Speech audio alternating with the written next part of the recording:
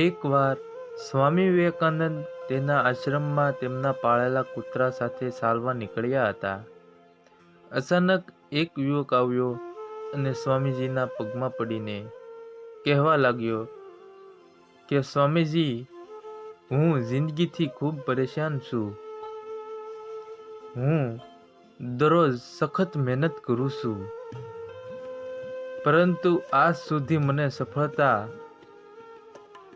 મળી નથી. ખ્યાલ નથી આવતો કે ભગવાને મારા ભાગ્યમાં શું લખ્યું છે. આથી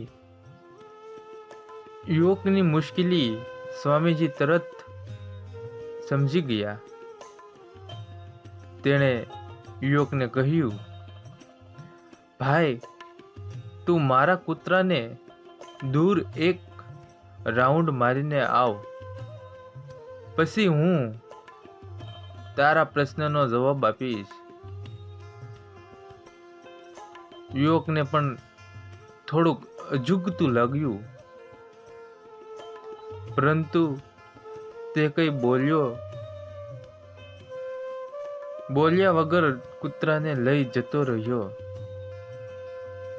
થોડીક વાર પછી તે કૂતરાને લઈને તે યુવક આશ્રમમાં પરત આવ્યો. સ્વામીજીએ જોયું તો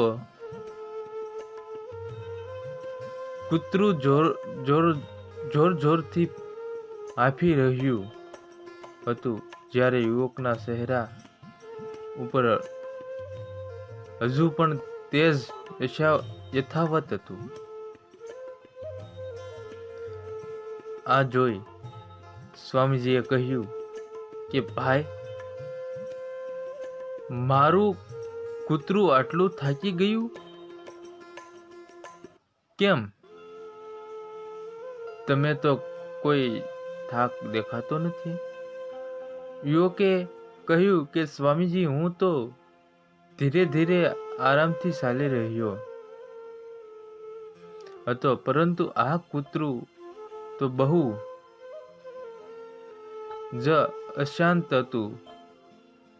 તે માર્ગમાં આવતા દરેક પશુઓની આગળ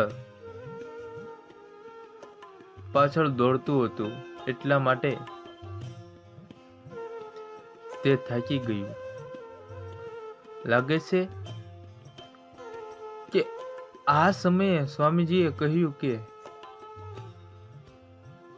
તારા પ્રશ્નનો જવાબ પણ આ જ છે. તારું લક્ષ્ય પણ તારી આજુબાજુમાં છે, પરંતુ તારા લક્ષ્યને છોડીને બીજા લોકોની આગળ પાછળ દોડ્યા કરે છે,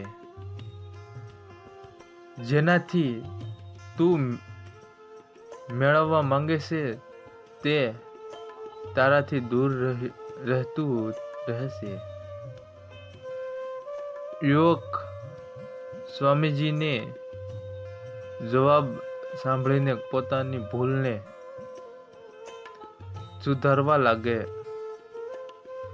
સુધારવામાં લાગી ગયો. આથી કહી શકાય કે તમારું લક્ષ્ય ગમે તે હોય, લક્ષ્યને ઓળખતા શીખો કે નહીં કે કોઈ એવા મિત્રો સાથે ભટકી જાઓ કે તમારું લક્ષ્ય પણ